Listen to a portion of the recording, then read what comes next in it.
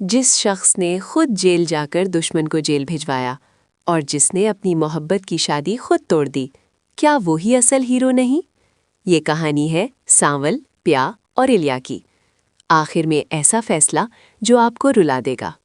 सांवल दाऊद के वकील को अदालत के बाहर से अगवा करके एक सुनसान मकान में ले आता है। मारपीट, धमकियां और सच का सामना। या तो सच दो या आज यहीं दफन हो जाओ। वकील टूट जाता है और मूसा दाऊद का पूरा क्रिमिनल रिकॉर्ड, सबूत और अपना रिकॉर्डेड बयान सुंबल के हवाले कर देता है। दाऊद पुलिस ऑफिसर बाबर को सांवल के खिलाफ इस्तेमाल करता है। डाबू क्लब में सांवल की गिरफ्तारी। बाबर, तुमने गरीबों की जमीनों पर कब्जा करवाया है।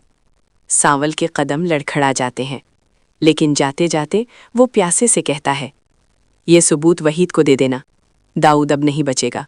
वहीद अदालत में दाऊद का पूरा क्रिमिनल रिकॉर्ड पेश करता है। जज का सवाल, क्या तुम ही मूसा हो? खामोशी। और फिर फैसला, दाऊद को फौरी तौर पर जेल भेजा जाता है। पिया और असलम साहब की आंखों में आंसू, खुशी के। सांवल जेल से रिहा होता है।